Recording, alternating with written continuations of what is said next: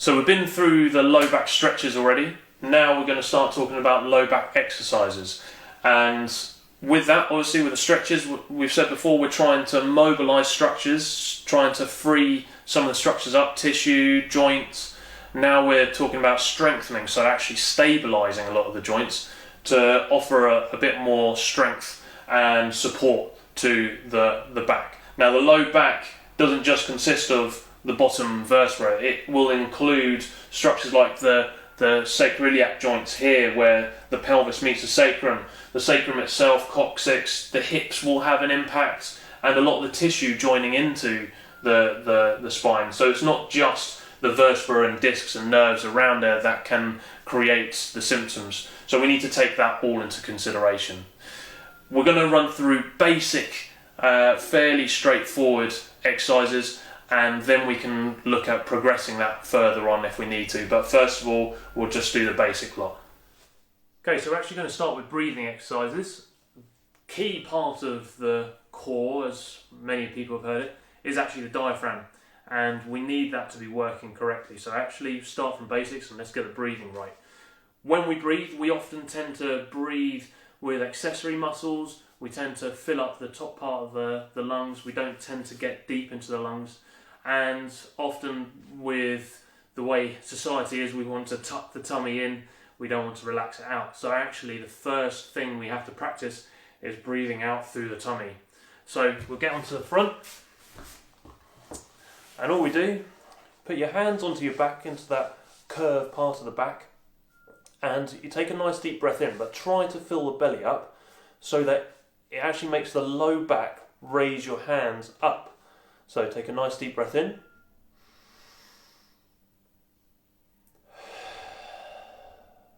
And you should see that as I take a deep breath in, the hands are raising up somewhat.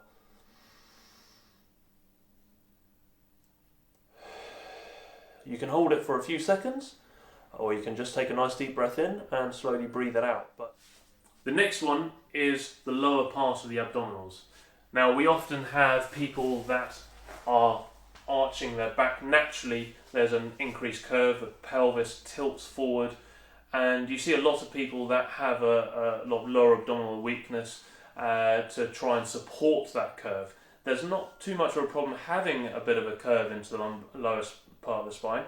In fact, we need that, but we want to make sure it's supported. So if we have a few tests to check on that, but we can start with a few basic exercises to make sure. So we'll get onto the back, knees bent, feet on the floor. You're going to slip your hands under the low part of the back, and you should feel that your fingertips can meet. Now when you get into that position, then you want to practice just flattening the spine and putting pressure on the hands. You shouldn't really be using your feet to push onto it, and the pelvis shouldn't come off the ground. It's a case of rocking the pelvis and actually putting pressure onto the hands.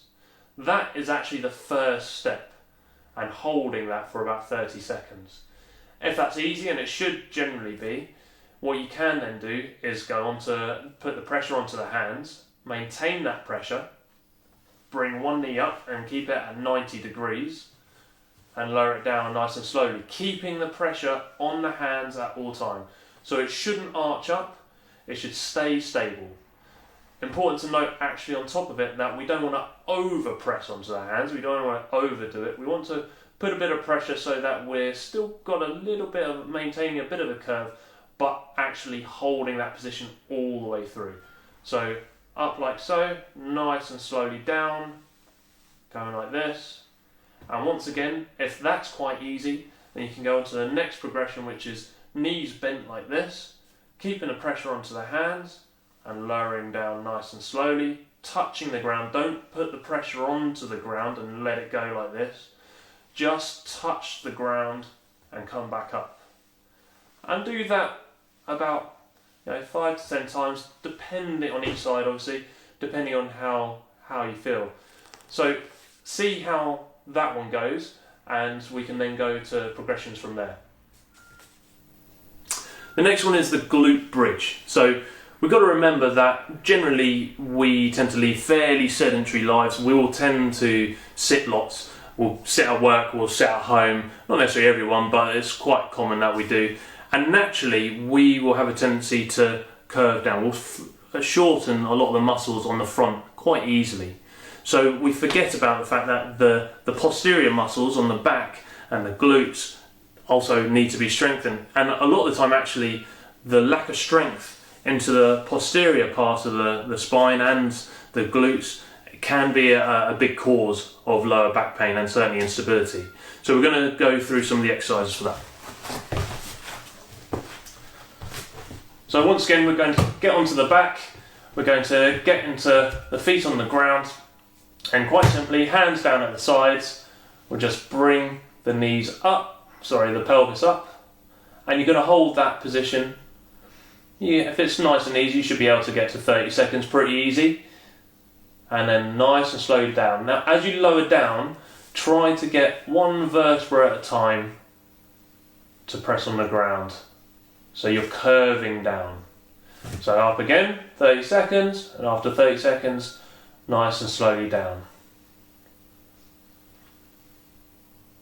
If that's quite easy, you can hold there and put one leg out like this. From here, we want to make sure that the pelvis isn't rotating down to the side like this, and that you are putting equal pressure and you're not dipping down. It's got to maintain that height and pelvis. The leg is in line with the other leg. And from here, you can just do one-legged kind of glute bridges here, and then swap sides. This is quite a big progression from here to here, so just be aware of that, and just start off with this, and once you get really good at that, you can start practicing just bringing it up and down,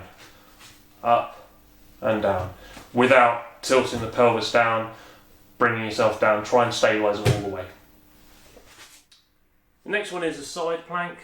We've got to remember that we're working a little bit onto the front muscles, we're working a bit on the back muscles. We can't forget these bad boys here either. So we need to make sure that there is stability going laterally, anteriorly and posteriorly, as well as a bit of a crossover. So we want to maintain all the strength throughout those planes. So for this one, we're going to get onto the side, and your starting point is actually going to be pivoting on the knees. So knees bent onto the elbow. Now the elbow should be underneath the shoulder. It shouldn't be out like this. It should be directly underneath the shoulder. You should get up, pivoting on the knees and keeping this line straight, so you're in a nice straight line, and you should also avoid a V. It should be a nice straight line coming this way as well. So from here, hand on the side, looking straight ahead, try to avoid looking down, try to avoid tilting the head. The neck is obviously going to be a big important part of this as well. And from here you can hold for 30 seconds, a minute, whatever you want to do there, or you can also bring the pelvis down and come back up again. It's down and back up. And then the same obviously onto the other side. Onto the knees, coming up like so.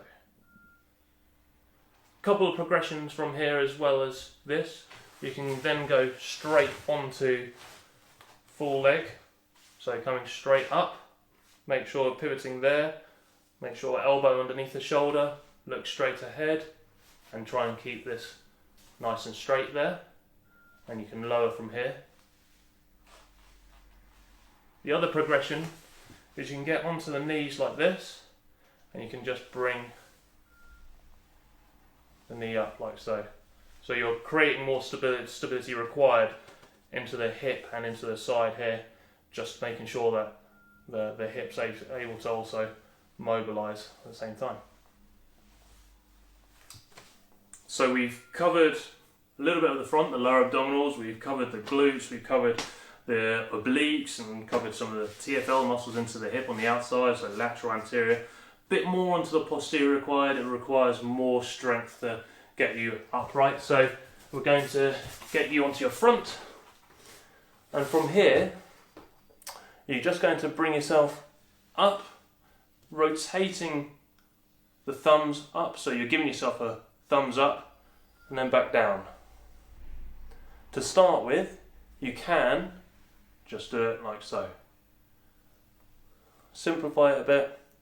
Try to make sure that you're getting the extension in through the shoulders, so try and get the shoulder blades meeting together. Rotate up. You can hold there for 30 seconds and then bring yourself down. At the minute I'm looking at you, but ideally you want to keep that head there. Bring yourself up, rotate the thumbs and back down. Then a progression would be bringing all that up and back down. Timing wise, about whatever feels comfortable. Don't overdo this one, and do be careful with this. There are certain conditions I would say this would be contraindicated for, so do be careful. Once again, not a no pain, no gain. Just see how it feels. The next one is the Superman. So once again, we're working a bit more on the extensors into the low back, the posterior muscles of the low back, and we're adding in a bit to then create that crossover. So we're going to get into all fours, and this is all about trying to make sure you get the right position to begin with.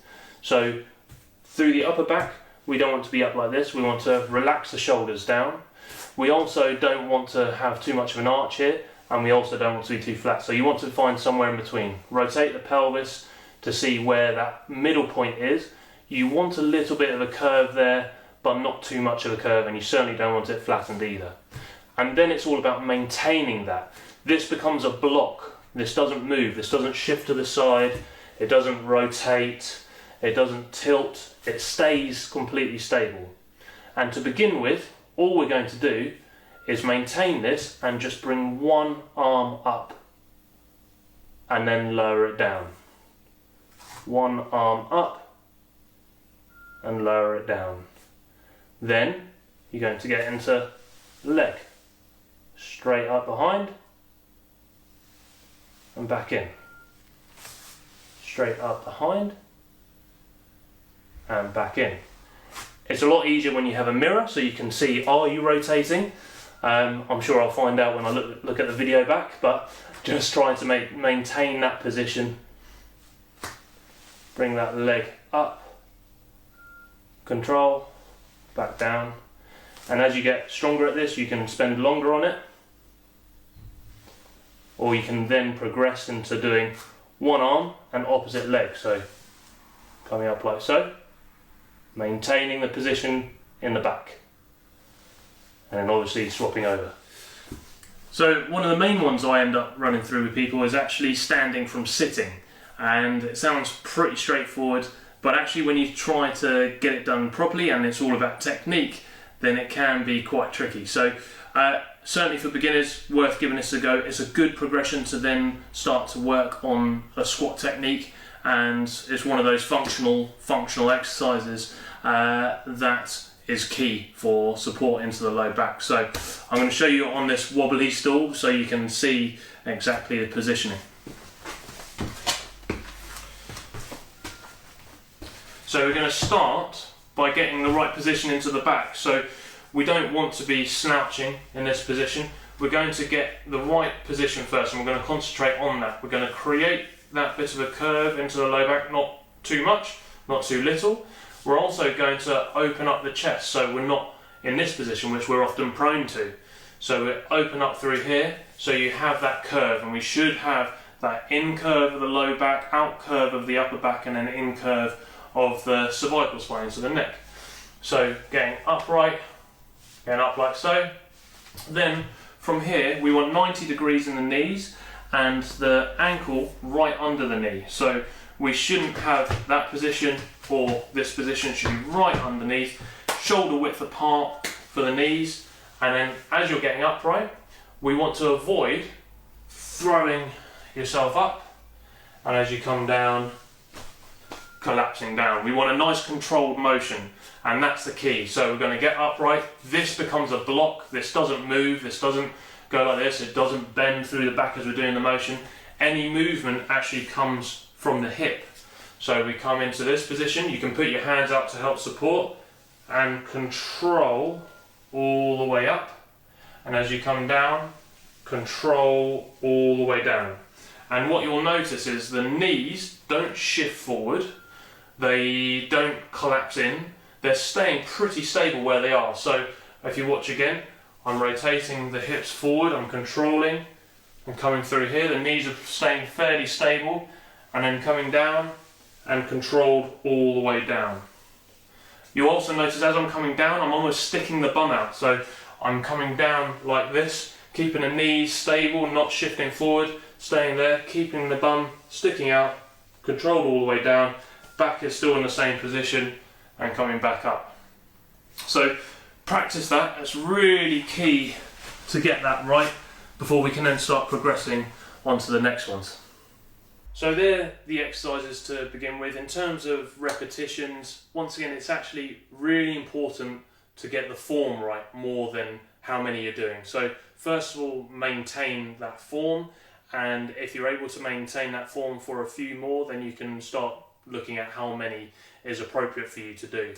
After that, you can start looking at how to progress. If you're starting to find that you're doing loads of these and they're pretty easy, then you can start progressing from a lot of these exercises.